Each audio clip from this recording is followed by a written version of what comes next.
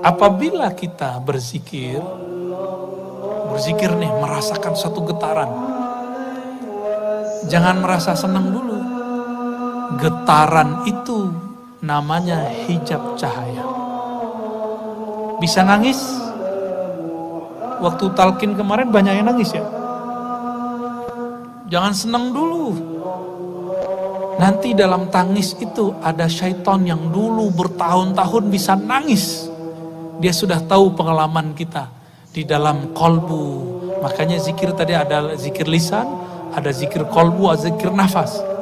Semuanya harus diisi, kalau enggak syaitan masuk. Apa kata syaitan? Waduh, kamu nih suci sekali hatinya. Zikir kok bisa nangis? Ya. Kolbumu sangat bening.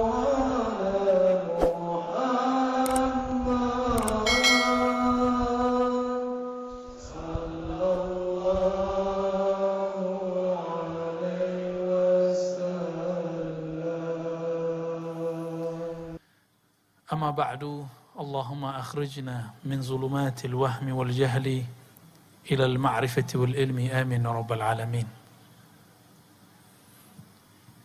Gimana kabar Bapak Ibu? Dingin? Panas? Yang panas hatinya ya.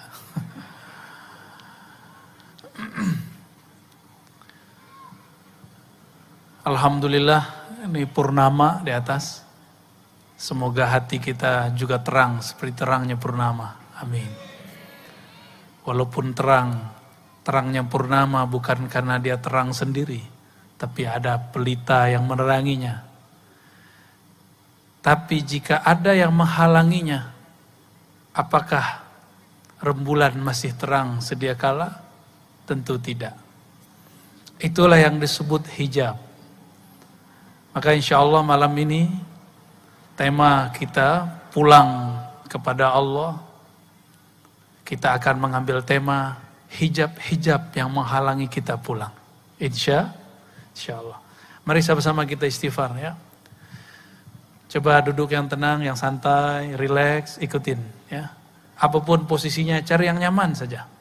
Gak mesti bersimpu, bisa terserah yang nyaman ya. Mari kita baca syahadat. Asyhadu an la ilaha illallah. Ya, sama-sama. Asyhadu an la ilaha illallah. Ya Allah, terima syahadat kami. Terima persaksian kami. Wa asyhadu anna Muhammadar Rasulullah. Ikuti. Asyhadu anna Muhammadar Rasulullah. Wahai ayahanda ruhani kami, Abul Arwah, Sayyidina Rasulullah, terimalah kami menjadi umatmu. Terimalah kami menjadi pengikutmu. Terimalah kami dalam daftar syafaatmu. Kita baca Haikal Ma'arifnya. Ahad Dzatullah. Ayo sama-sama. Ahad Dzatullah. Ahmad Ruhullah.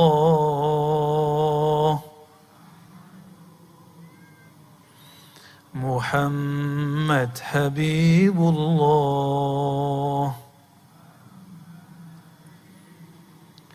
Al-Mahdi Khalifatullah. Waj'alna ya Rabbana min ahlillah.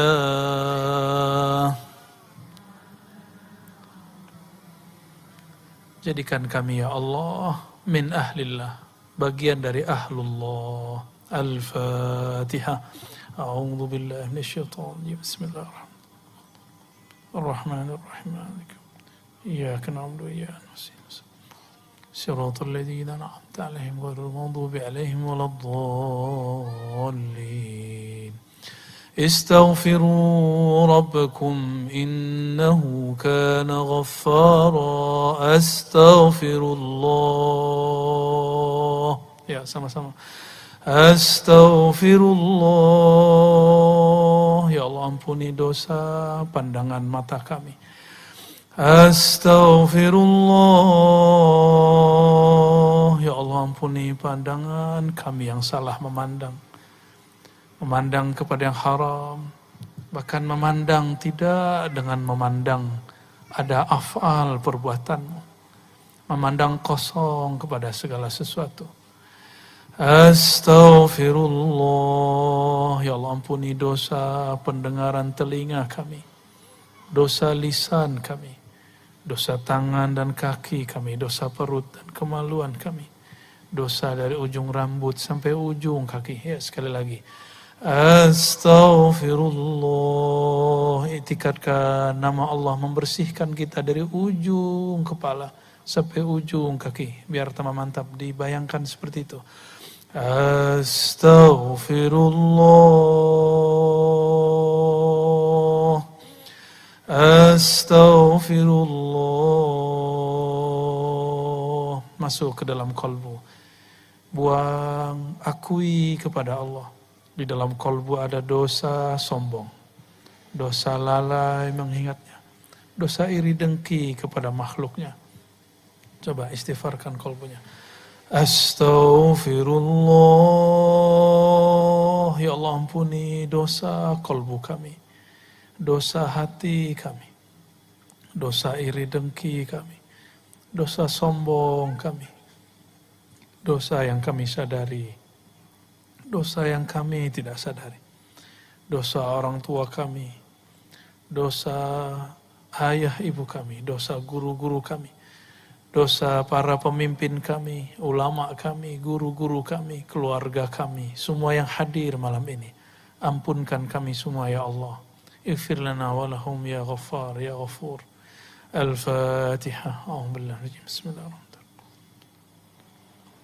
Ya Rabbi ya Nasin Siratal ladzina an'amta 'alaihim ghairil maghdubi 'alaihim waladdallin. Amin. إن الله وملائكته يصلون على النبي يا أيها الذين آمنوا صلوا عليه وسلموا تسليما اللهم صل وسلم على الصلاة والسلام عليك يا سيدي رسول. Baik, ya zikirnya. Kalau ahwalnya turun nanti, ada ahwalnya nanti saya kasih zikir nafas di akhir. Ya. Insya Allah, zikir tahan nafas nanti di akhir. Pas sudah mulai dingin-dinginan, pas dikasih nanti ya. Insya Allah, doa aja supaya Allah izinkan ya. Yang tadi itu cuma conditioning, supaya kalbu kita tidak terganggu sama yang lain, makanya tidak banyak-banyak ya. Yang membuat seorang hamba ketika Allah panggil, ya ayyatuhan nafsul mutmainnah, irji'i ila rabbiki radiyatan mardiyah. Jadi kita diundang, itu ayatnya.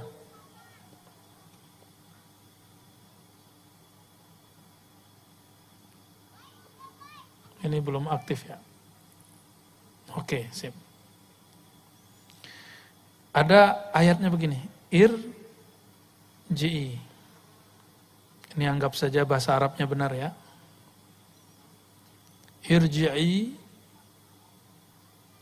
ila rabbiki. Irji'i itu artinya pulanglah. Jadi kita dipanggil oleh Allah, wahai jiwa yang sudah tenang, pulanglah. Judulnya kita apa nih?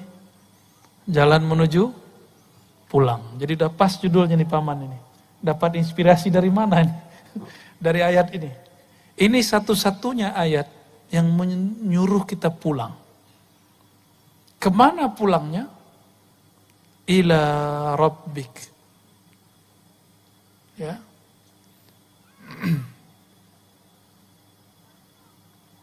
Wah, baru kenalan nama ininya. Oke, Rabbik. Jadi disuruh pulang itu kepada Rabb. Nah, disinilah kemudian ada penghalang antara kita dan Allah Subhanahu wa Ta'ala. Nah, penghalang ini itu disebut dengan hijab. Nah, ini yang akan kita bahas. Hijab, ya. Yang paling sering menyebutkan hadis mengenai hijab itu Al-Imam Al-Arif Billah Al-Qutub fi zamanihi Abu Hamid Al-Ghazali. Abu Hamid Al-Ghazali. Beliau wafat tahun 505. Sekarang tahun berapa? Hijriahnya 1443. Di dalam kitab beliau Ihya Ulumuddin dan kitab Mishkatul Anwar, begitu juga kitab-kitab yang lain, ada Ar-Risalah Al-Laduniyah, itu menyinggung masalah ini. Udah berapa tahun ini? Udah berapa tahun ini? Jadi beliau sudah pernah membuka ilmu ini. Maka saya bukan orang yang pertama yang membukanya. Maka jika ada ulama menyangsikan saya buka ilmu ini, berarti mereka kurang update aja sama kitab-kitabnya. Ya. Atau memang tidak faham sama sekali, wallahu alam, kita husnuzon saja. Barangkali memang materi ini nggak nyampe, karena ini nggak bisa dengan baca kitab sendiri, mesti ditalakikan dari gurunya. Walaupun saya ini baca kitab ribuan, kalau nggak talaki nggak ngerti ilmu ini. Ibn Arabi nulis juga, beliau wafat tahun 638.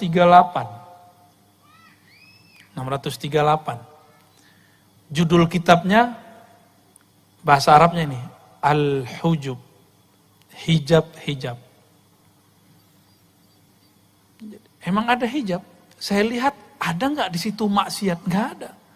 Ternyata hijab yang dimaksud imam kita ini bukan hanya hijab keburukan, tapi cahaya itu, amal itu, ilmu itu dapat jadi hijab.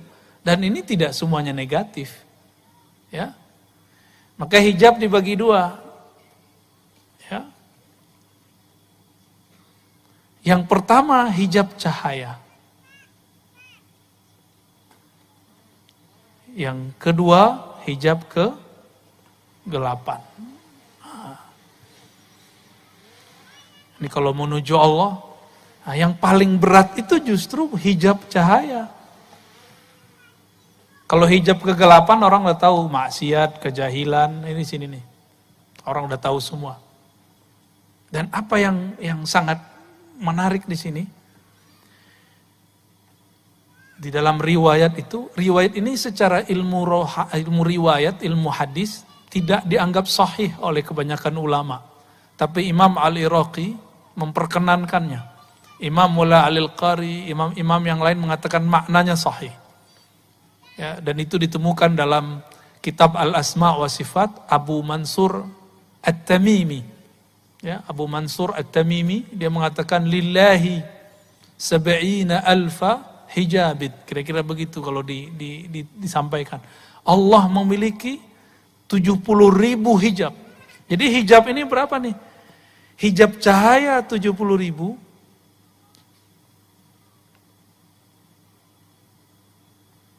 Ini 70.000 nih. Hijab kegelapan 70.000. Banyak apa dikit tuh? 70.000, Pak. Ini gimana cara ceritainnya? Ya. Dan di dalam 70.000 itu ada lagi hijab 70.000. Jadi satu hijab diurai jadi 70.000 lagi. Jadi 70.000 kali 70.000. Ini kita kalau mikirin gini jadi putus asa. Ya. Waduh. Ya. Kata pasukan arwah tadi, mana panglimanya tadi? Pak Bandi ya. Saya bilang, Pak Bandi, nama antum itu tahu nggak nama apa? Bandi itu bahasa Persia artinya cahaya. Ya, artinya apa? Cahaya, itu hijab itu. Ya. Beliau meriwayatkan bahwa dulu Abah Guru sekumpul bilang kalau Al-Kutub atau Al-Ghaus dia melewati 1.000.000 maqamat. Saya tambahin, dalam 1.000.000 ada 1.000.000. Dalam satu makom itu ada lagi makom, banyak.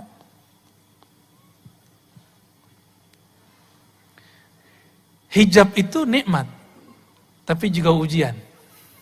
Nah, ini kita urai, kok bisa ya hijab itu nikmat?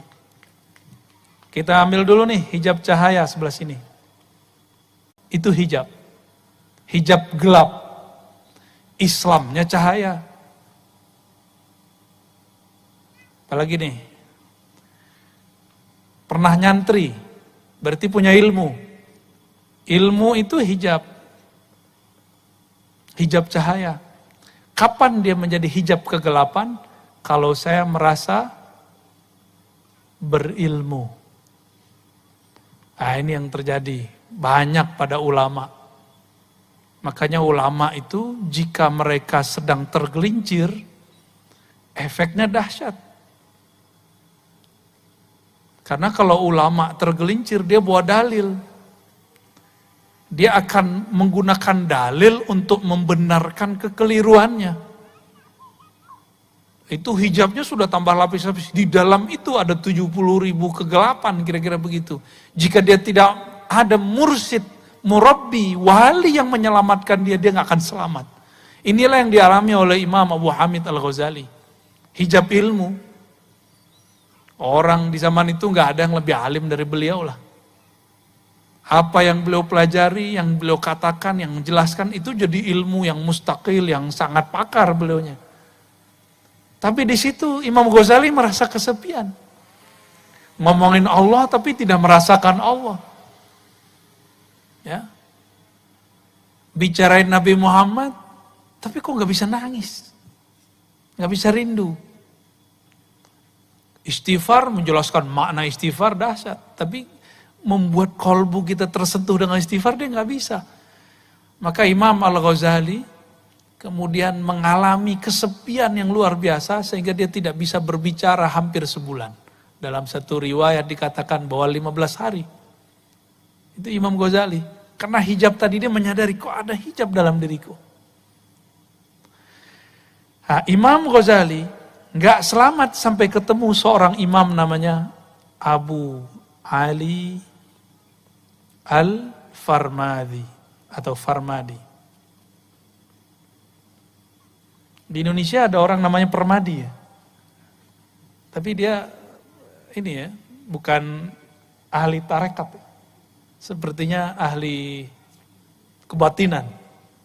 Barangkali dulu ayahnya seorang yang pernah terinspirasi oleh tokoh ini. Abu Ali Al-Farmadi mengajarkan zikir khafi, baca nama Allah di dalam kolbu, masukkan ke dalam kolbu. Inilah yang saya talqinkan beberapa bulan yang lalu. Bulan apa tuh Paman? Masih ingat gak? 6 bulan ya. Zikir Abu Ali Al-Farmadi ini yang saya talqinkan. Dan itu gak pernah saya talqin secara terbuka kecuali di sekitar sini, Kirom ya. Bagian mana? Kiram apa namanya itu? Kiram Park. Ya. Gak tahu juga kok bisa di sini. Ya. Dulu kita sembunyiin ya.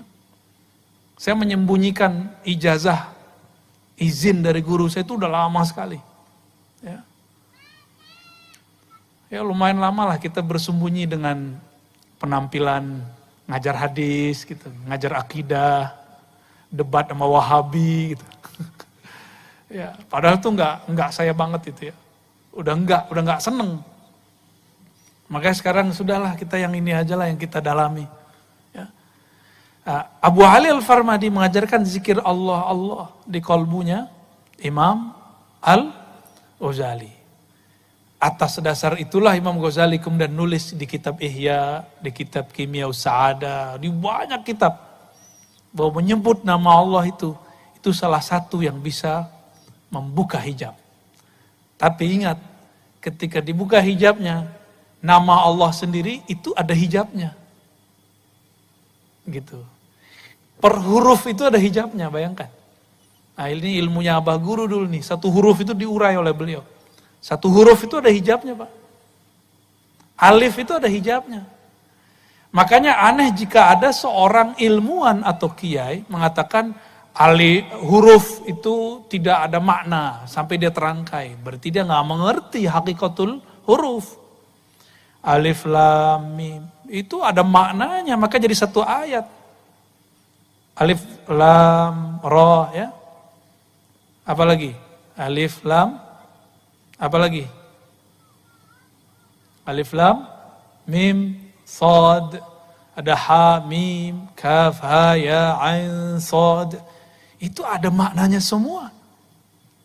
Sayyidina Ali kalau doanya pakai kaf ha ya ain sad. Apa yang diminta jadi. Sayyidina Ali dan riwayatnya sahih. Diriwayatkan oleh Ad-Darimi As-Saghir ya.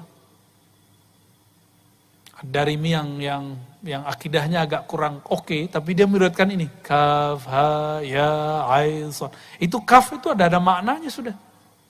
Ya. Ini kaf sudah ada maknanya. Ha udah ada maknanya ya. Dan jika ada habaib yang menentang tentang ilmu huruf, berarti dia sedang menentang datuknya. Sahibul Ratibul Haddad, siapa namanya? Al-Habib? Al-Habib Abdullah Al-Haddad. Ini ilmunya, kutubnya para habaib. Dalam kitab Tasbitul Fuad, ya, apa kata Al-Habib Abdullah Al-Haddad? Huruf-huruf ini disebut dengan huruf nuraniyah. Huruf-huruf nuraniyah. Makanya ribat tuh kita kasih nama nuraniyah. Itu bacanya nuraniyah. Huruf-huruf cahaya. Dan dulu para sadah Ba'lawiyah, kan Datuk Kelampayan kan juga masih zuriat, masih sayyid. Al-Idrus, ya. Itu kalau mereka zikir, kadang-kadang pakai satu huruf itu. Alif, alif, alif, alif. Bidah gak tuh? Bidah gak tuh zikir begitu?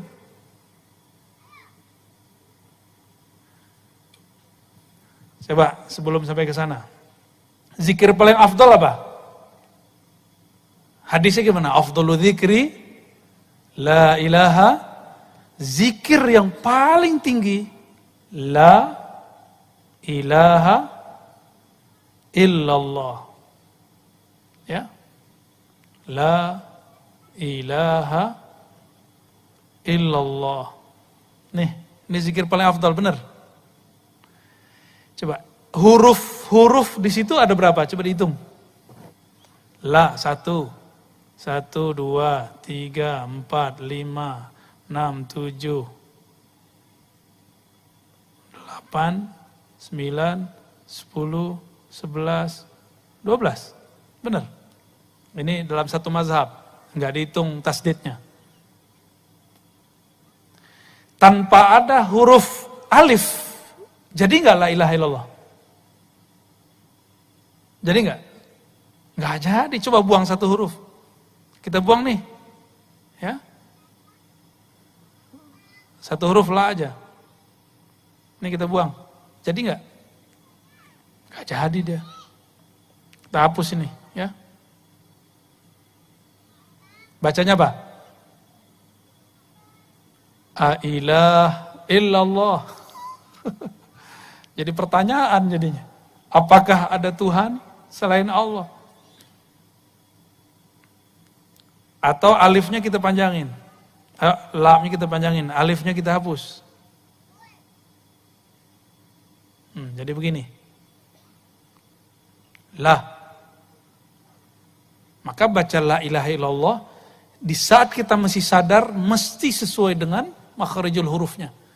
La ilaha illallah. Beda kalau sudah jazbah, sudah ekstase. Itu bunyinya apa aja boleh. Ya. Tapi kalau belum, mesti dikembalikan kepada hurufnya. La ilaha illallah. Kan lama-lama tambah kenceng tuh, boleh. Setelah datang halnya. Kalau belum datang halnya nggak boleh. Jadi satu huruf itu penting. Inti dari la ilaha illallah di mana? Apa ayat kursi? Coba ayat kursi depannya apa? Allahu la ilaha illa.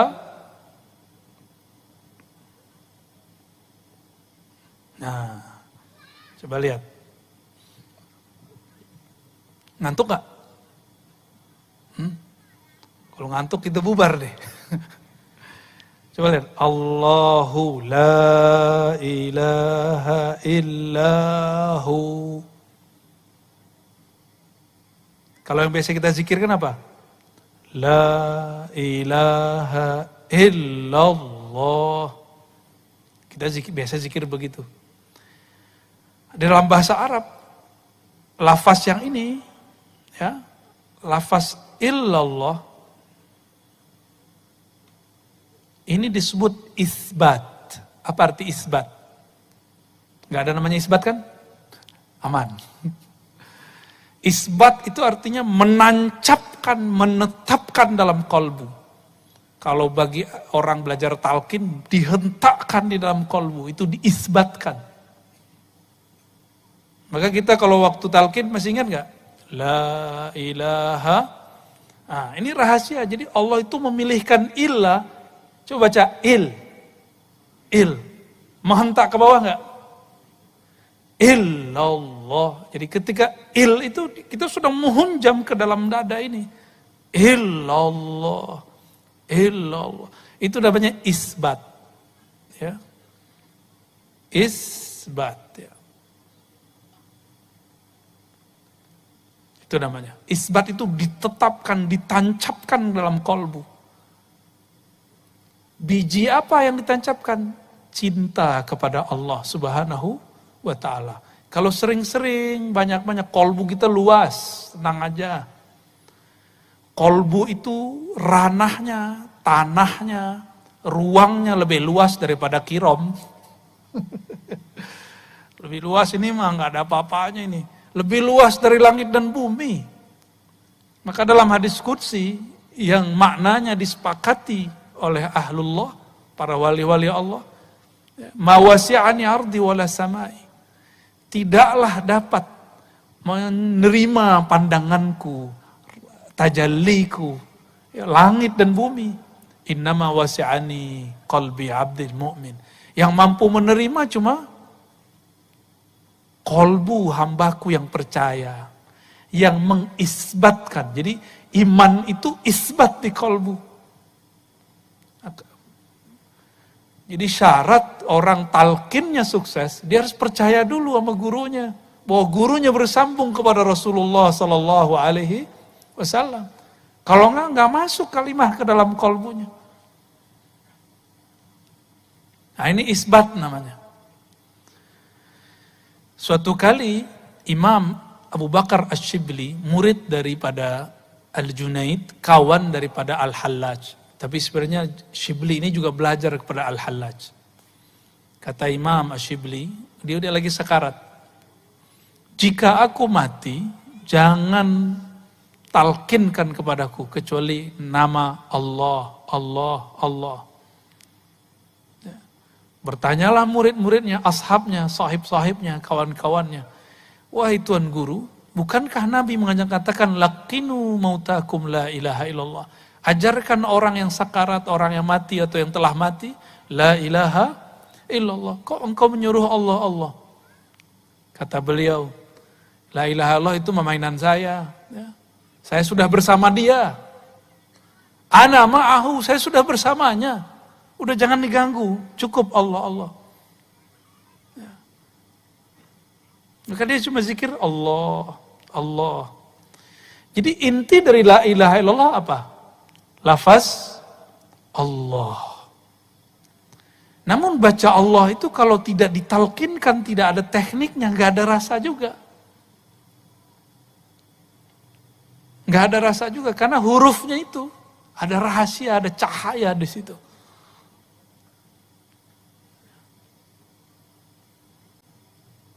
Satu huruf itu ada rahasia di situ. Nah, nanti kita buka. Coba lihat.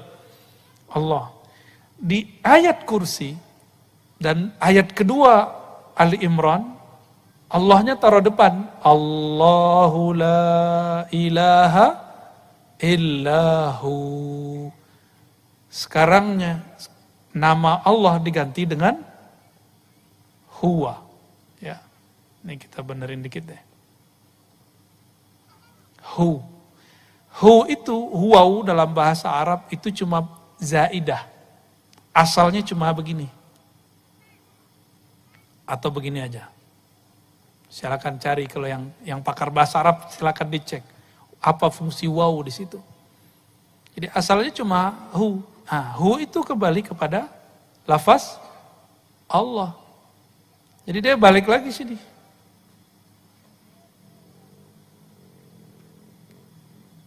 Apa arti hu?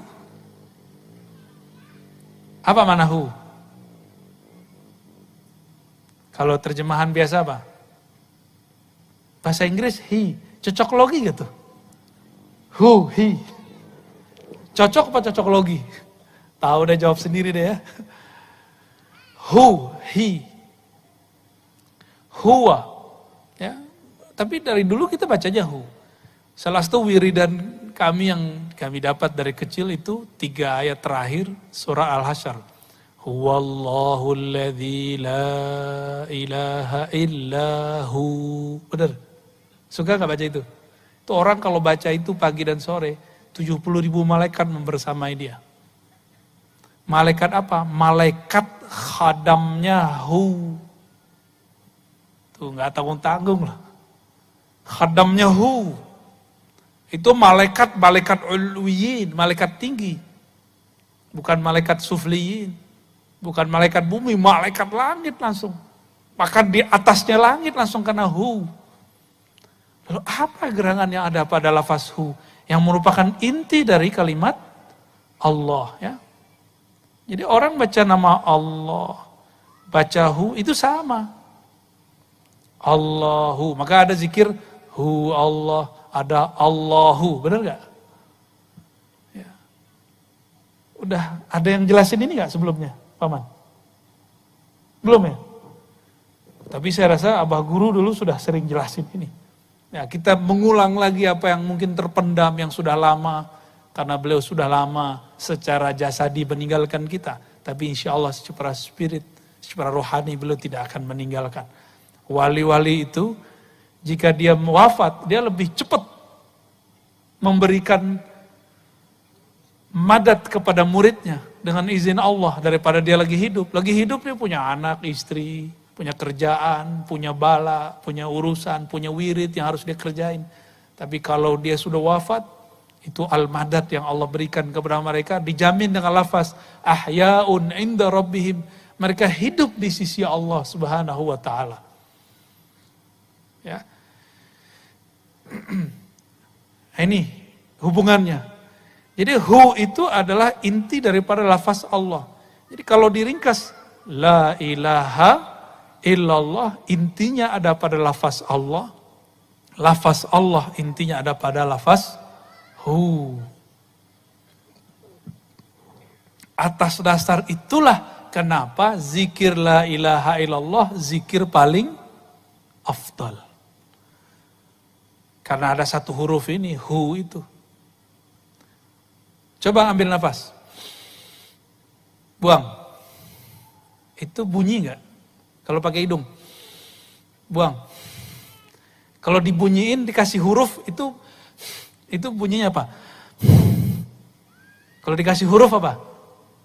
Alif atau ba atau ta atau ha? Itu apa? Kira-kira yang pas apa? Ha. Maka hu itu salah satu zikir nafasnya manusia. Ya. Jadi jika kita buat apa yang disebut oleh para ulama al-ismul a'zam, nama Allah yang agung, Semua nama Allah yang agung itu terkumpul dalam nama Allah. Nama Allah itu kalau orang lagi udah sakaratul maut gak bisa baca nama Allah, gak bisa dia. Maka kita dengar nafasnya, dia baca apa? Di dalam ilmu zikir ini dibunyikan. Itu dibunyikan. Maka percaya atau tidak, membaca hu itu sama dengan baca la ilaha illallah. Tapi bukan pahalanya, maknanya. Karena hu itu adalah inti atau ujung daripada lafaz la ilaha illallah. Kalau orang udah nyampe di ujung, sampai dia balik gitu. Itu jawaban Imam Asyibli. Jawaban Imam Asyibli. Namun kita berdoa kalau kita wafat semoga dengan kalimat yang sempurna.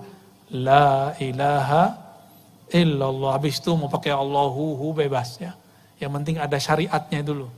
Nah, maka kita bagilah. La ilaha illallah ini zikir lisan. Ya. Ini lisan.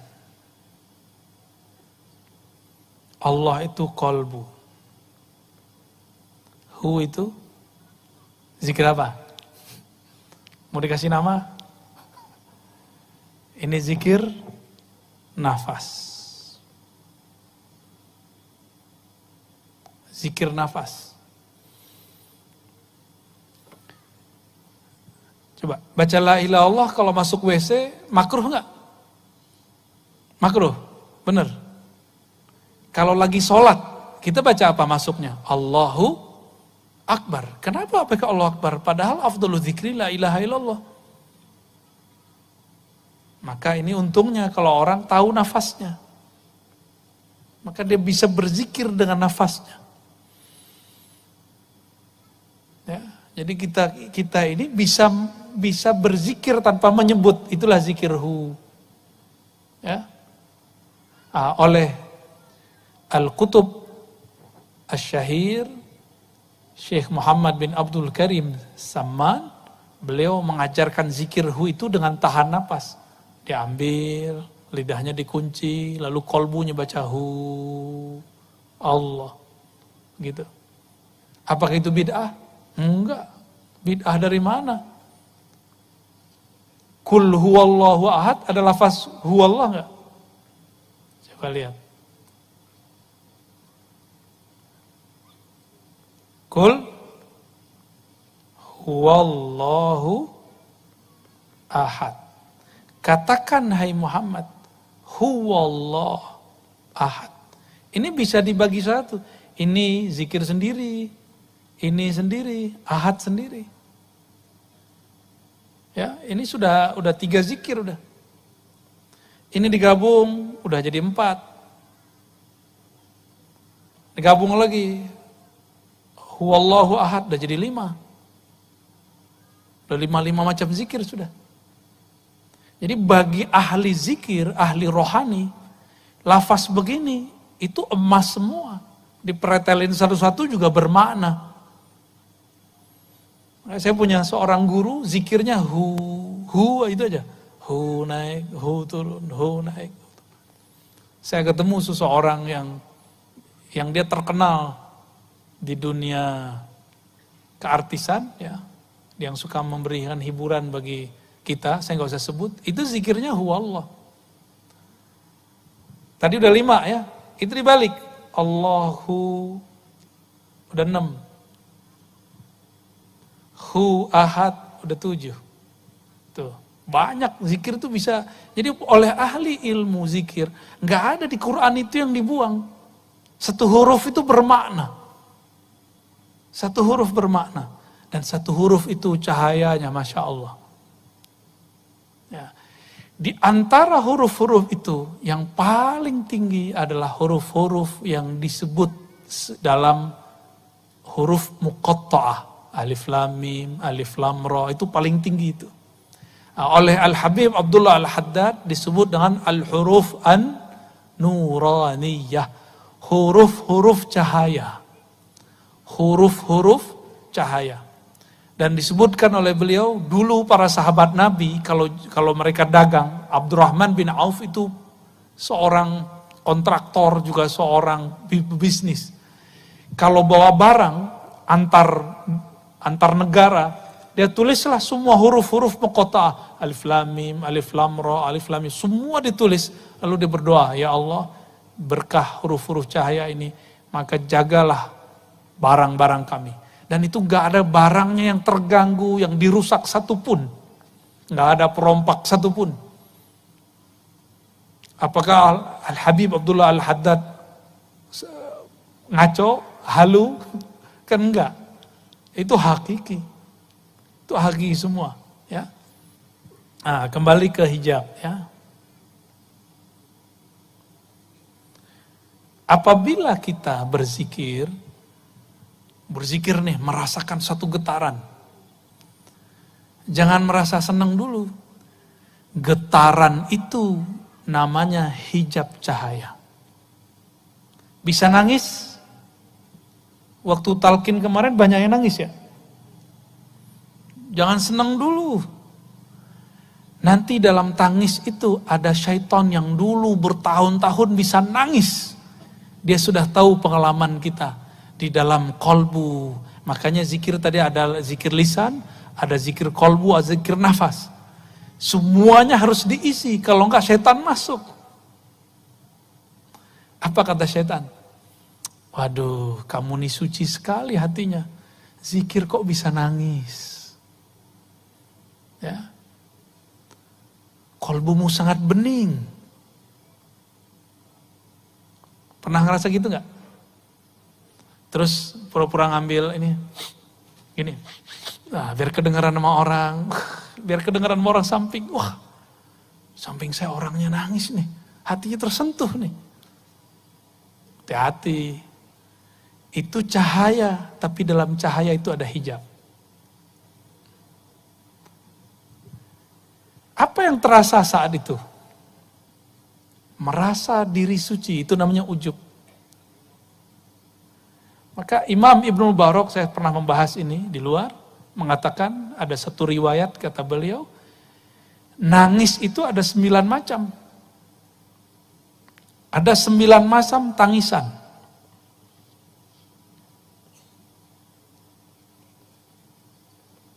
Semuanya ria kecuali satu. Tangis apa itu? Tangis karena takut kepada Allah Subhanahu wa ta'ala. Orang nikah nangis, orang cerai nangis, lahir anak nangis, mati bapaknya nangis. Itu nangis biasa aja. Muhasabah bisa nangis, kejepit kakinya nangis. Apalagi putus cinta nangis, cintanya diterima nangis, banyak tangisan. Kata 9 itu bukan menunjukkan batasan, menunjukkan banyak. Tangisan itu banyak, tapi cuma satu tangis yang diterima Allah. Itu tangis karena takut kepada Allah. Nah, takut ini bisa didapat dengan menyebut namanya, mengenalnya. Nah, ada orang kayak kita ini mungkin yang hadir ini hatinya suci-suci lah ya, insya Allah ya, amin. Senang aja dibilang suci. Ya, ada orang dari kecil seakan-akan gak pernah maksiat, zikir, tapi gak pernah bisa nangis. Maka disitulah perlu ada hijab yang kedua, kegelapan. Ini kan cahaya, taat dari kecil, ilmu, nyantri, ikut majelis zikir. Ada orang gak bisa tersentuh. Dia sudah taat tapi dia bingung, kok sholatku gak ada rasa ya? Kok zikir, ikut pengajian, tapi kok masih gelisah. Orang-orang seperti ini, ketika melihat pas zikir, pas talqin, dia lihat samping kok nangis, depannya nangis, kirinya nangis. Kok dia nggak nangis? Di situ dia merasa sesuatu, apa yang salah dalam diriku? Berdoalah dia, ya Allah, kenapa hatiku keras sekali? Besok Allah jawab doanya. Allah takdirkan dia diuji dengan hijab kegelapan. Kalau orang taat sekarang dia maksiat. Wah, keenakan maksiat. Tapi selesai maksiat, setan pergi, setan ngetawain dia kemudian sadar, ya Allah, saya barusan maksiat. Dia segera pulang, dia ambil sajadah, dia mandi tobat, dan dia kemudian sholat tobat. Baru saja takbir, matanya langsung meleleh. Tuh, dalam kegelapan ada cahaya. Sebagaimana dalam cahaya ada kegelapan. Maka nggak boleh putus asa kalau maksiat. Sebagaimana nggak boleh GR, sok suci kalau taat. Itu maknanya. Ini yang berkali-kali dikalamkan Imam Notoilah Sekandari ya. Maksiatun awrasat dhillan wa. Orang-orang yang maksiat lalu menghasilkan rasa hina wan kisaran ya, hatinya kayaknya remuk. Itu kadang-kadang lebih baik. Ini bukan nyuruh maksiat loh ya. Ini saya nggak nyuruh maksiat loh besok. Lebih baik kadang daripada taat tapi membuat istikbara. Orang sombong.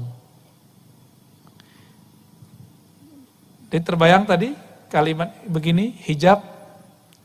Dalam hijab ini, dalam hijab cahaya itu ada hijab yang lain. Ada hijab lain, berlapis terus. Beginilah terus. Enggak ada habisnya. Jadi dalam cahaya itu ada gelap, dalam gelap itu ada cahaya. Selalu. Coba rasakan, sholat subuh besok pagi. Pulang, tetangga kita enggak sholat subuh. Dalam hati ngomong apa? Munafik. Nabi ngomong, sholat yang paling berat itu bagi orang munafik, sholat isya dan subuh. Sepertinya dia munafik. Antum sholat, tapi sholat yang bercahaya itu, di dalamnya ternyata ada kegelapan. Maka hati-hati. Ya, karomah, karomah itu gelapnya lebih dahsyat daripada taat biasa. Maka saya sering dengar orang ngomong, gak ada orang lebih sakti daripada saya. Itu saya sering dengar orang begitu. Berarti dia tertipu sama karomahnya. Dia lupa karomah itu sendiri bahasa Arab. Itu artinya kemurahan Allah. Allah pemurah kepadanya, diberilah dia karomah. Kalau Allah nggak pemurah, nggak dikasih. Dia lupa dengan itu. Maka suatu kali ada seorang murid dahulu, dapat ijazah dari gurunya, kamu sholawat nih, ntar ketemu Nabi. Sholawatlah dia bertahun-tahun nggak ketemu Nabi. Sampai dia kemudian hampir syak. Tapi dia ingat-ingat wajah gurunya, nggak jadi syak. Dia sholawat lagi. Ribuan udah gak pakai hitungan dia. Ngitungnya cuma sampai 1000. Kalau udah 1000 dia gak ngitung. Ketika suatu hari Jumat, mau berangkat Jumatan, si murid ini mau sholat duha, tertidur. Mau wiridan, mau salawat seribuan, tertidur. Di dalam tidurnya dia bertemu Rasulullah Sallallahu Alaihi Wasallam. Bangun tidur, ini cerita pendeknya. Dia bingung, lah saya sholawat selama ini, kok Nabi gak ketemu-ketemu? Giliran tertidur kok Nabi ketemu? Gimana tuh Pak? Dibukalah kitab Al-Hikam, ketemu di dalam Hikam. Ya, kenapa Allah memberikan warid, itu namanya warid. Warid itu anugerah dari Allah. Bukan bersamaan wirid. Supaya seorang murid tidak merasa dia mendapatkan warid karena wiridnya. Ya, jadi ini jawaban bagi yang sudah beramal selama ini, yang ngamalin sholawat ini, sholawat itu. Pengen kaya baca waqiah ya. Kok nggak kaya-kaya? Kaya sih ya, kayak orang kaya, tapi bukan kaya. Kenapa? Karena kita diberikan warid anugerah bukan karena wirid itu, tapi karena Allah memang ingin memberi. Kapan Allah ingin memberi? Di saat hamba sudah siap untuk menerima. Ya, di saat hamba sudah siap untuk menerima. Jadi kalau dapat wiridan, zikiran dari guru, dari mursyid, amalkan aja. Maka dulu kita punya password. Masih ingat nggak waktu talqin kita bacain ilahi anta maksudi. Hafal ya? Coba baca sama-sama. Ilahi anta maksudi waridhaka matlubi. Ya Allah, hanya Engkau tujuan kami. Hanya ridhomu yang kami cari. Allah ridhonya apa? Ridhonya sekarang nggak dapat rasa, udah ridho aja. Kan Tuhan kita bukan rasa. Allah sekarang ridhonya, kita ini kemudian kalau zikir hambar, ridho aja. Bukan berarti guru kita nggak sakti. Kok nggak ada rasa ya? Bukan salah guru, bukan salah siapa. Emang Allah lagi nggak mau ngasih. Ya.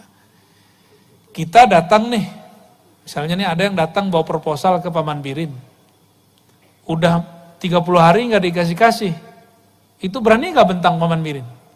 Paman, gue udah kasih proposal kok nggak dikasih-kasih juga? Kok nggak dibales? Berani nggak gitu? Sama makhluk nggak berani loh. Masa sama Allah berani?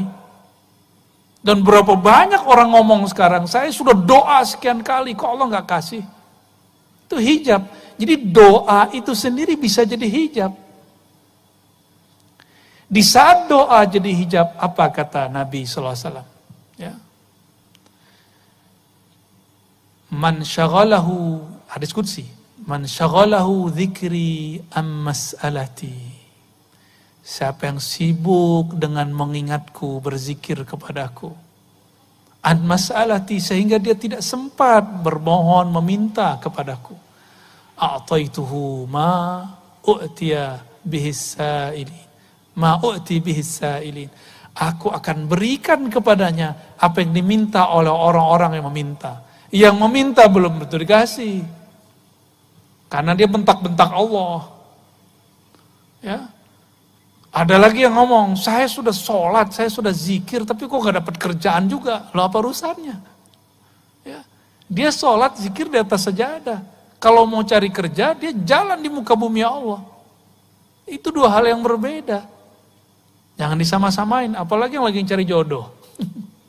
Ya. Lagi nyari jodoh, duduk di atas sajadah gak cukup. Harus kemudian ngomong, bersilaturahim. Ya, para jombloan dan jomblowati. Selamat jomblo ya.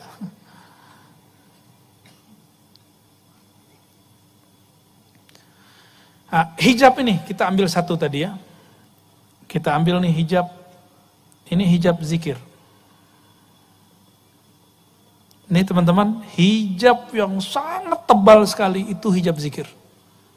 Tebal sekali. Maka zikir itu banyak. Zikir itu sangat banyak. Tapi hijabnya hijab cahaya. Dulu waktu saya berkhalwat 40 hari, kami diuji oleh guru-guru kami, mursyid-mursyid kami. Jadi disuruh zikir malam hari, 12.000 kali sekian. Besok pagi, nah nanti dilihat ujiannya, besok pagi atau sore. Sore kita mau berbuka, nanti pada ngobrol. Waduh, hari ini saya ngantuk sekali. Kenapa? Malam tadi zikir 12.000 kali 7. Jadi hijab gak tuh? Dia zikir 12.000 kali 7, itu cahaya. Tapi dia sebut zikir itu jadi gelap, namanya ujub. Ada lagi satu lagi, wah ente banyak amat zikir begitu. Saya belum sampai 1.000, itu sudah fana. Padahal dia ketiduran, ngorok. Ya. Tahu-tahu udah subuh. Ketiduran disebut fana. Tahu fana ya? Karam, tenggelam dalam nama Allah. Enggak, dia enggak tenggelam kok, dia ketiduran kok. Wah, lu cemen, baru nggak nyampe. Saya 1000 aja udah hilang. Udah fana. Masa 7 kali 12.000 nggak fana-fana. Ada satu yang diam. Yang diam ini merasa, gue diam aja deh. Kata guru nggak boleh pamer. Ini yang paling benar. Dia merasa benar. Maka hari itu nggak ada yang lolos. Satu pun nggak ada yang lolos. Malam besok zikir lagi terus lah begitu. Adalah 10 hari. Saya nggak tahu saya lolos apa enggak tuh.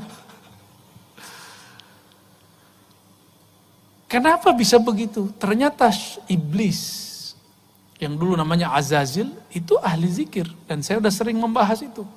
Azazil berzikir berapa lama? 18.000 tahun. Ada yang pernah zikir selama itu? Kayaknya 18 menit sudah langsung fana. Ya, 18 menit zikir langsung hilang. Tahu-tahu sudah subuh. Ya, orang ketiduran disebut fana. Enggak, fana enggak begitu. Fana itu ada yang diingat sebelum fana. Getarannya dahsyat sekali. Ketika kalimah itu sangat berat, baru namanya fana, kayak pingsan. Karena kalimah itu berat. Dulu Sayyidina Musa minta, nah ini kisah yang sudah sering saya bacakan, minta supaya dikhususkan kalimah. Tapi Allah cuma kasih la ilaha illallah. Minta lagi, ya Allah khususkan dong. Apa kata Allah? Ya Musa, ini kalimah engkau timbang dengan langit dan bumi, lebih berat kalimah itu. Kolbu kita belum siap, masuk kalimah itu pingsan. Maka zikir itu jangan hanya dengan jantung, jangan hanya dengan otak, gak kuat. Itu yang membuat seseorang bisa hilang dalam zikir. Maka berzikirlah dengan kolbu sanggup menahan derasnya kalimat Allah. Ya. Jadi sekuat apapun kalimat Allah itu datang, dia akan sanggup. Tapi bergetar-getar. Nah, namanya ekstase kalau bahasa orang kampus. Kalau bahasa sini apa ya? Orang kalau zikir badannya gerak-gerak itu namanya apa? Tahu nggak namanya apa? Orang Banjar nyebutnya apa? Hah? Masbuk. Kirain masbuk sholat. Ya, bolehlah. Masbuk atau masbuk itu mungkin dari kalimat sabaqal mufarridun ya. Sabak. Kalau di Sumatera dulu di kampung saya kita nyebutnya jazab. Jazbah. Ketarik. Ketarik oleh kalimat itu. Ya bayangkan nih kalimah masuk ke bumi, hancur bumi. Maka dalam kacamata ma'rifatullah, jika ada longsor di suatu tempat, itu berarti Allah bertitah di bukit itu atau di tanah itu, maka dia jadi longsor. Pasti ada asbabnya. Itulah makna, "Lau anzalna hadzal Qur'ana ala jabalin, la ra'aitahu khashi'an mutasaddi'a." Ya, kalau diturunkan Quran ke gunung, hancur lebur dah. Ya. Jadi di kolbu kita ada nama Allah satu saja. Dan istiqomah nama ini ditahan di dalamnya sampai mati. Itu nama lebih berat dari langit dan bumi. Nah, tapi ada satu rahasia, teman-teman, sahabat-sahabat semua. Yang ditimbang itu amal. Jadi nanti di akhirat ada namanya mizan. Apa arti mizan? Timbangan amal, ya, anggaplah ini timbangannya. Ini timbangan hanya menimbang amal. Kalau enggak amal dia enggak timbang. Maka apa saja amal kita ditimbang.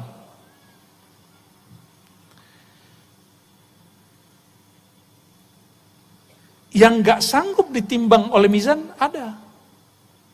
Kalimah Allah masih bisa ditimbang. Masih bisa ditimbang. Ini yang disebutkan dalam hadis Imam Baihaqi. Ada orang bermaksiat sepanjang hidupnya, sebelum meninggal dia tobat di tangan seorang wali. Meninggal. Sebelum mati, dia tobat. Di tangan seorang wali ini mengajarkan nama Allah. Maka dia meninggal, di kolbunya cuma ada satu modal, yaitu lafaz Allah. Di riwayat Imam Tirmizi, la ilaha illallah. Jadi ini digabung, sama aja. Ditimbanglah semua amal buruknya. Ditaruhlah di sini. Ternyata amal buruknya sepanjang hidupnya. Dicari amal baiknya nggak ada. Nyapa orang nggak, ada orang nyapa dia bilang, apa lo lihat? Ada orang bantu dia bilang, yang so-soan, gue juga bisa. Malah nyuruh, lebih dari itu, malah nyiksa orang dia.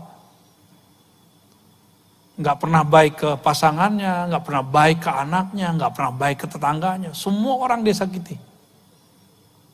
Tapi di hatinya gelisah, dia mengatakan, ini nggak benar cara hidup begini. Maka dia datang kepada seorang wali. Ya. Wali ini mengajarkan nama Allah Subhanahu wa Ta'ala. Ketika sudah ditimbang, kira-kira kalau amal baiknya nih, ini kan baik nih, nggak ada isinya. Yang berat yang mana? Yang buruk. Ketika amal buruknya berat, malaikat azab sudah siap mengikat dia dengan ikatan dari api neraka. Ya, udah siap nih. Tahu-tahu Allah berfirman, wahai para malaikatku, tunggu. Buka dulu kolbunya, buka dulu dadanya, siapa tahu ada sesuatu di dalam dirinya. Dibukalah dadanya, ternyata jantungnya menyebut nama Allah. Itu yang dia pegang sampai sebelum mati. Kata Allah, ambil itu. Ambil itu jantung, pindahin ke timbangan. Lebih berat mana? Lebih berat nama Allah. Maka yang sudah ditalkin berapa bulan yang lalu, tolong diamalkan itu. Walaupun 40 kali ba'da sholat. Ya, habis sholat, diam sebentar, istighfar, baca Fatihah, tawasul yang kita mau, Nabi, Abah Guru Sekumpul, Syekh Saman, atau siapapun ya, yang jadi guru kita. Lalu kemudian kita zikir sebentar. Allah, Allah, 40 kali aja. Kalau lagi sibuk 7 kali, tapi pelan-pelan. Kita nggak cari angka di akhir zaman ini. Di akhir zaman ini yang kita cari adalah kualitas. Nah, ada yang nggak bisa ditimbang. Itu nama Allah masih bisa ditimbang. Apa yang nggak bisa ditimbang? Ilmu mengenai Allah. Makanya di dalam Al-Quran kita sering baca habis maghrib. Syahidallahu annahu la ilaha illahu wa wal malaikatu wa ulul ilm. Allah bersaksi dengan ilmunya dan para malaikat serta orang-orang yang memiliki ilmu. Ilmu ini gak dapat ditimbang oleh mizan. Jadi yang ditimbang cuma amal. Ilmu tidak bisa ditimbang.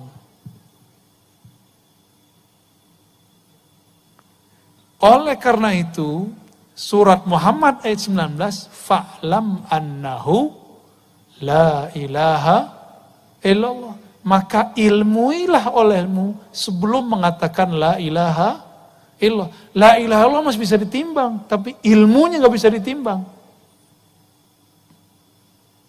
Ya. Ini yang jadi PR kita ke depan. Maka ilmu kita, jalan pulang kepada Allah adalah mengenal siapa Allah itu. Itulah jalan pulang. Ya, itulah jalan pulang. Dan saya merumuskan dengan izin Allah dan isyarat dari guru-guru yang kita sebut haikal ma'arif. Haikal ma'arif itu artinya haikal ma'rifat. Kata orang Banjar apa? Ilmu ketuhanan. Tapi ini nggak tinggi-tinggi amat ya. Ini yang tinggi cuma gayanya aja. Ya. Itu yang kita baca tadi. Haikal ma'rifat. Apa bacaannya? Ahad, Zatullah, Ahmad, Ruhullah. Ini dia. Ya. Muhammad. Muhammad ini biasa yang dikenal itu Nurullah. Ini yang biasa dikenal. Tapi kemudian ini boleh diganti dengan Habibullah. Muhammad Nurullah inilah yang menjadi ilmu yang disebut ma'rifat Nur Muhammad. Ma'rifat Nur Muhammad, ilmunya orang Banjar itu. Dari zaman Datu Kelampaian sampai sekarang, itu yang diolah terus, sampai sekarang. Barangkali itu rahasianya kenapa banyak orang namanya Nur di sini ya. Mungkin tafaulan namanya, ingin dapat keberkahan daripada Nur Nabi Muhammad sallallahu alaihi wasallam. Ini 3 di belakangnya masih ada 1 lagi. Al-Mahdi Khalifatullah. Tapi 3 ini cukup. Nah, ini disebut dengan Haikal Ma'arif. Boleh saya sebut dengan GPS jalan pulang. Ya.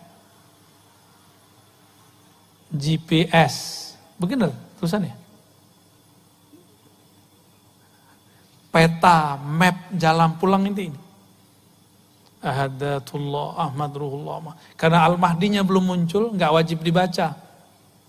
Tapi kalau nanti sudah muncul, karena sekarang sudah banyak yang ngaku jadi Al-Mahdi, benar nggak? Ya. Dan Al-Mahdi itu rumusnya 1, zuriat Rasul Sallallahu Alaihi Wasallam. Ini bisa jadi dari Banjar nih ntar, ngaku-ngaku. Ya, bisa jadi dari Pontianak, bisa jadi dari Jawa, bisa jadi dari Hadramaut, bisa dari mana-mana nanti orang. Pakistan sudah ada yang ngaku, di Mesir sudah ada yang ngaku, di Maroko sudah ada yang ngaku, di Indonesia sudah ada yang ngaku, di mana-mana sudah ada yang ngaku. Nah kalau nggak mengerti Haikal Ma'rifat, kita nggak tahu yang mana sebenarnya petanya. Ya. Maka mencari Al-Mahdi bukan mencari fisiknya, hidungnya mancung, jidatnya lebar, seperti hadis Abu Daud. Itu nanti setelah islah baru ketahuan. Ada namanya islah. Al-Mahdinya dibenerin, berarti Al-Mahdinya sekarang lagi nggak bener. Kita nggak tahu di mana kan? Allah tutupin di mana, Allah rahasiakan di mana. Bisa jadi orang yang kita kenal selama ini, bisa jadi bukan. Yang penting zuriat Rasulullah Sallallahu Alaihi Wasallam. Habis ini kayaknya banyak nih zuriat Nabi yang bakal ngaku nih. Wah hidungku mancung nih ya. Jidat lebar, waduh. Tapi yang saya tahu para habaib itu takut. Ngaku Habib aja takut. Saya nggak pantas jadi Habib, malah gitu ngomongnya. Ini Habib yang asli, ngaku nggak pantas jadi Habib. Gimana ngaku jadi pantas jadi Al-Mahdi? Nah ini uraian ini teman-teman, sahabat-sahabat semua yang hadir. Ya, malam ini jam 8 nih, udah jam 12, masih kuat? Serius? Beneran? Kalau ya kita buka pintu pertama hijabnya. Habis ini ada pintu pertamanya. Ini baru Haikal Ma'arifnya. Pintu pertama hijabnya, ini aja ya, oleh-oleh sebelum selesainya ya. Oleh-oleh itu sudah kita praktekkan waktu kita talqin.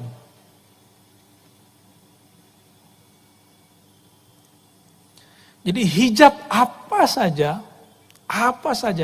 Jadi anggaplah kita akan menuju Allah. Maka banyak tangga-tangga di sini, jalannya macam-macam sih untuk menuju kepada Allah Subhanahu wa taala. Pintu gerbang pertamanya di sini itu bernama Taubah. Tapi bukan seperti yang kita bayangkan. Sofrullah, bukan itu. Taubah. Taubat. Itu pintu hijab pertama. Mau pulang kepada Allah, ini pintu hijab pertamanya.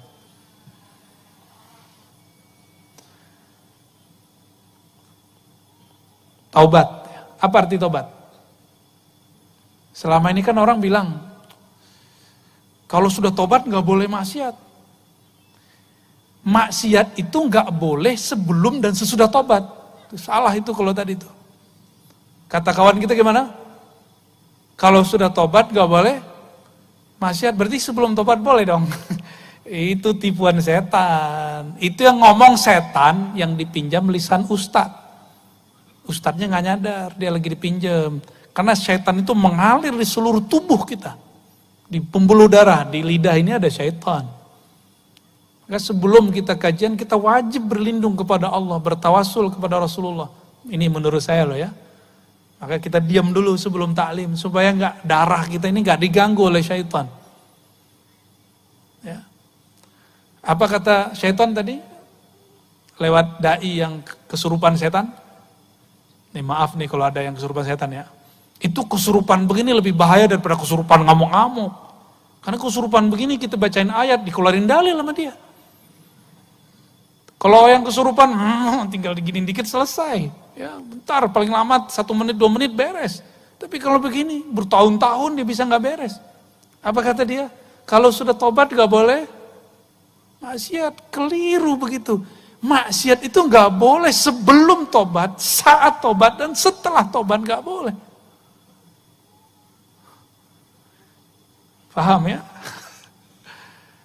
Terus kalau kita terjebak, itu lain cerita. Kalau saya melakukan maksiat dengan tidak ada i'tikad bahwa itu halal, maka masih muslim. Itu yang kita tobatkan. Nah, maka at-taubah itu maknanya adalah an-nadam. Nadamun. Apa arti nadamun?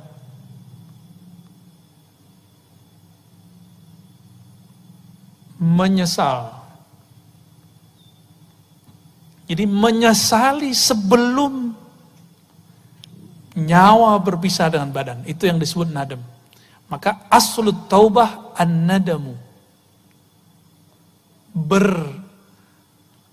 Mengaku kepada Allah bahwa kita sudah salah jalan. Nah ini yang paling penting.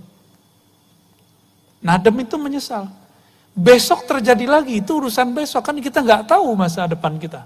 Ada yang tahu besok taat atau maksiat, ada nggak? Itu kan bagian dari ilmu gaib. Jangan kemudian berbicara yang gaib, kita nggak tahu kalau Allah nggak kasih tahu. Mungkin nggak besok orang yang tobat malam ini maksiat lagi? Mungkin nggak? Ini kata kuncinya mungkin. Sebagaimana dia mungkin tetap taat. Benar nggak? Kemungkinannya sama. Maka Allah berikan di dalam diri orang ini namanya kasab. Usaha untuk memilih. Ini yang kita pertanggungjawabkan nanti. Nah, tobat itu ada tingkatan-tingkatannya. Ada tingkatan tobat ya. Tobat apa sambal. Bukan, nggak masuk, itu tobatnya Banjar tuh. Ya. Tobat pertama, apa tobat pertama?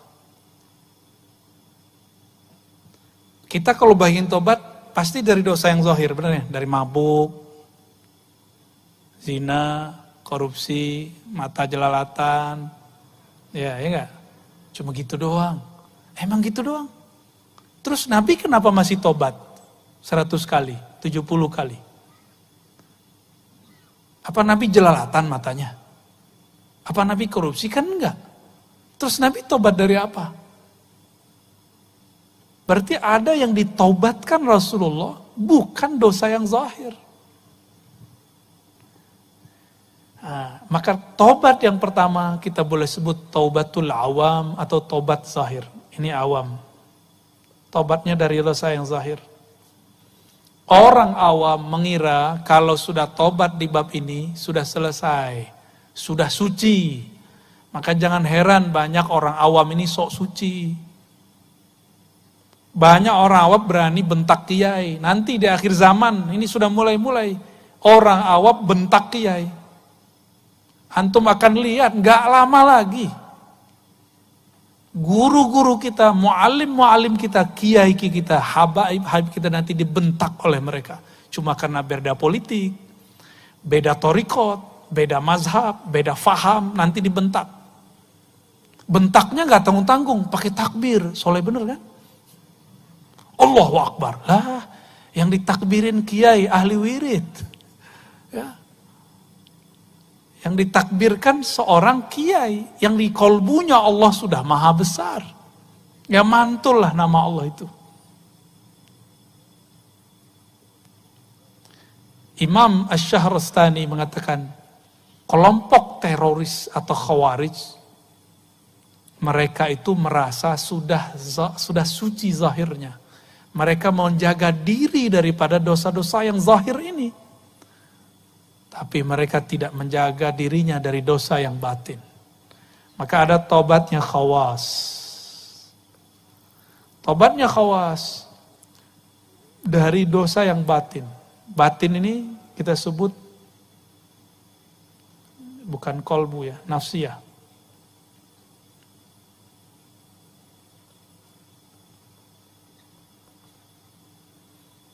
Nafsiyah ini saya sudah sering jelaskan, masih ingat gak? Karakter diri.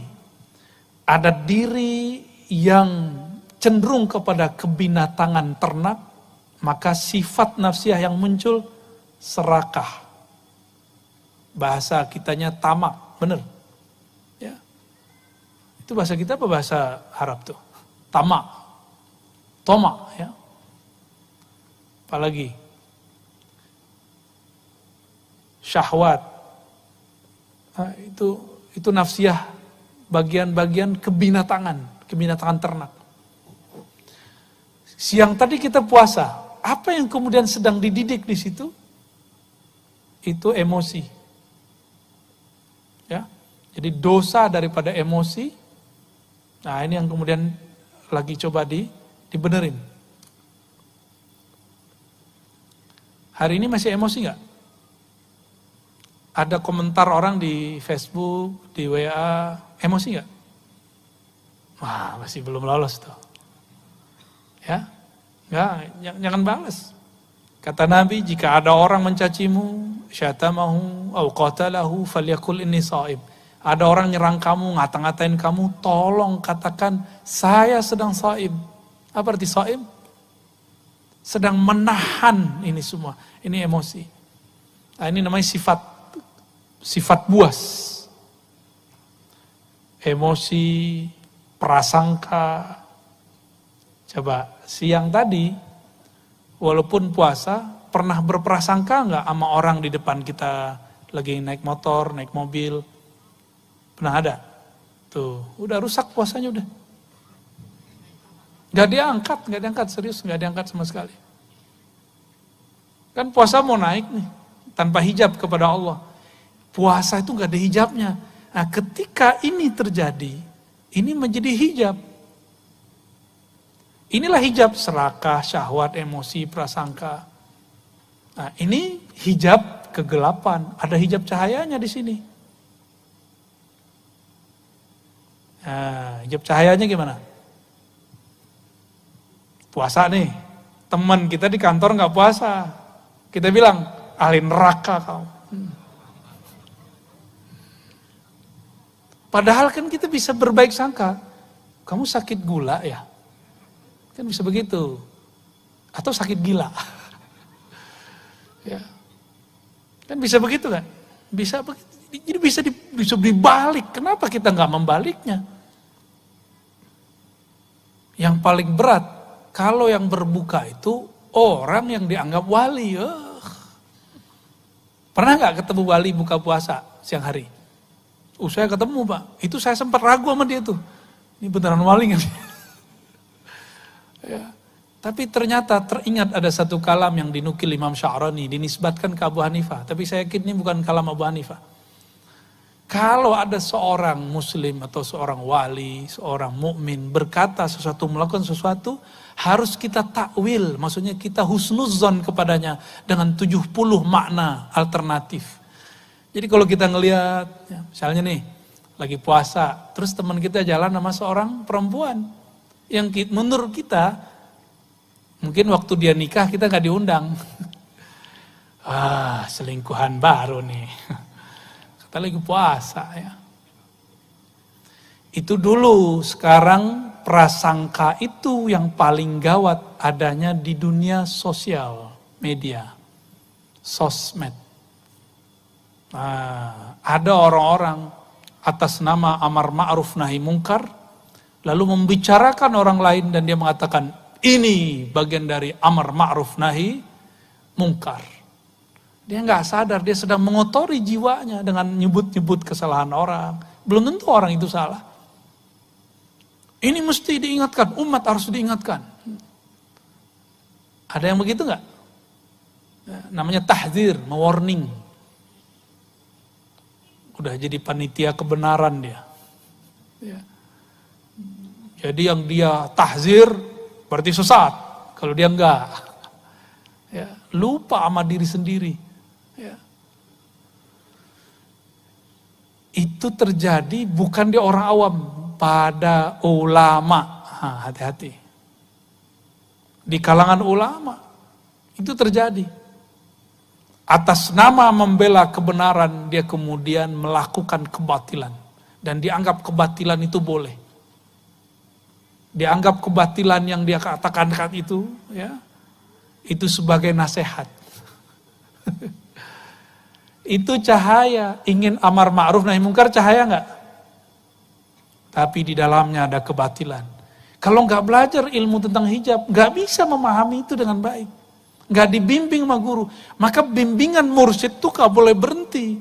Sampai sekarang walaupun saya sudah diijazahi irsyad, saya masih punya mursyid dan mursyid saya banyak.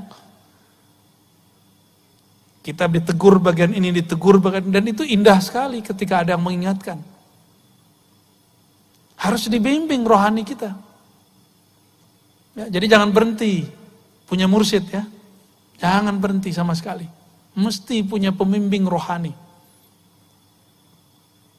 Kalau berhenti, ya nanti akan ada rasa-rasa itu muncul. Maka taubatnya Khawas bukan saja dari kegelapan, ya, tapi juga dari cahaya.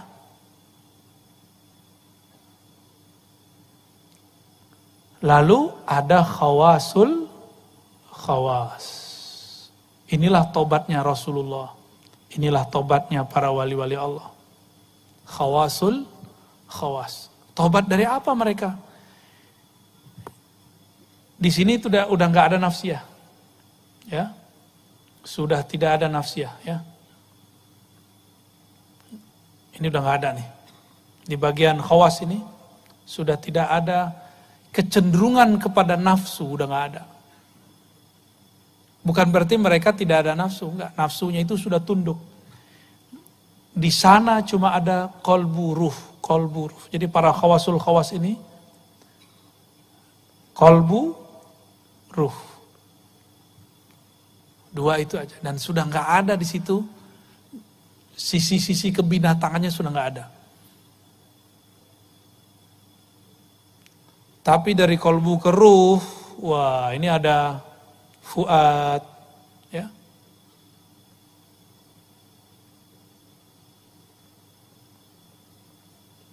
Ada di situ lub, ada di situ sir. Ini hijab ke sininya sudah 70.000, di sini 70.000. Ya kalau dikali-kalin semua jadi jutaan jadinya. Ya. Maka seorang wali-wali besar itu tidak mungkin mereka kalau nggak dibantu oleh Allah, tidak dapat syafaat Rasulullah, tidak bersanad kepada guru-guru wali Allah, nggak mungkin bisa menembus ini. Kita mikirin satu aja udah berat, Pak.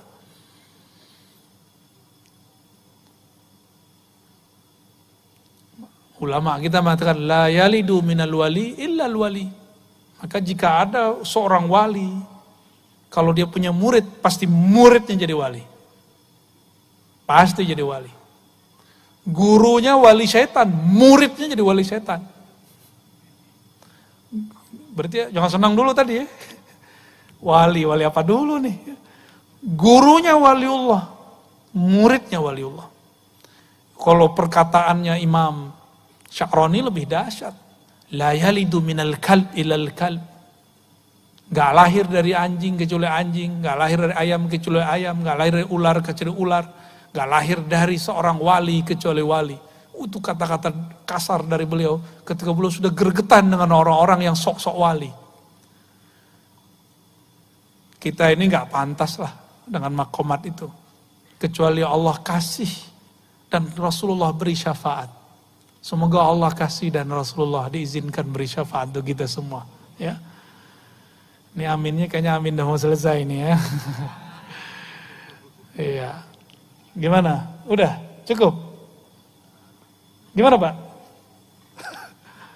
Udah ngantuk belum? Ini tambah panas ini kalau diterusin. Sahur. Dalam hati jerit.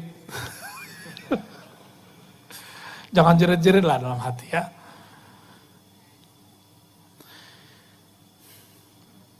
Lalu Nabi ketika istighfar 70 kali, itu istighfar apa? Level 2, istighfar dari kegelapan dan cahaya, benar? Lalu Nabi itu cahaya bukan? Nabi itu cahaya, beristighfar. Inilah yang disebut nurun ala nur. Cahaya di atas cahaya. Nabi itu cahaya. Lalu beliau mengatakan, innahu la yughanu ala qalbi. Sesungguhnya ada ghain di dalam kolbuku. Apa arti ghain? Ghain itu adalah lapisan hijab-hijab cahaya. Kalau Nabi nggak ada ghainnya, maka beliau bisa mabuk terus, mabuk dalam ma'rifatullah. Nggak bisa beliau ngurusin umat. Nggak bisa beliau kemudian menjadi imam sholat, karena kalau jadi imam, sholatnya bisa panjang. Ya, kita duluan kabur kali ya. Jadi Nabi kalau nggak ada ghain ini di kolbunya, Masya Allah. Itu sahabat-sahabat nggak ada yang sanggup bersama Rasulullah SAW. Maka Nabi mengistighfarkan itu. Astaghfirullah. Inilah yang dikatakan oleh Rabi'atul Adawiyah. Silakan ini diamalkan nanti ya. Mungkin sudah pernah dijelaskan dulu oleh Abah Guru sekumpul. Astaghfirullah fi istighfari. Coba baca. Astaghfirullah fi istighfari. Kalau digabung, astaghfirullah fi istighfari. Ya Allah, ampuni aku dalam permohonan ampunku. Ampunkan aku dalam istighfarku. Ampunkan aku di dalam permohonan ampunku yang tidak sungguh-sungguh. Ampunkan aku dari istighfar yang masih ada hijab di dalamnya. Ini kalam yang beliau sampaikan. Rabi'atul Adawiyah. Ya. Nah, inilah kemudian yang Rasulullah SAW katakan. Rasulullah SAW mengatakan, Inni la astaghfirullah sab'ina marrah. Aku beristighfar setiap hari 70 kali. 70 itu bukan berarti 70, bisa jadi banyak, namanya litakthir. Ya. Siapa yang tidak memulai jalan pulangnya kepada Allah dengan istighfar ini, maka dia tidak akan pernah berjalan dalam jalan-jalan thariqah, maka mau sampai kapan dia akan wusul kepada haqiqah. Jadi mulailah menyadari diri, menyesali diri, mengakui kesalahan diri, datang sehina-hinanya kepada Allah, baru bisa zikir.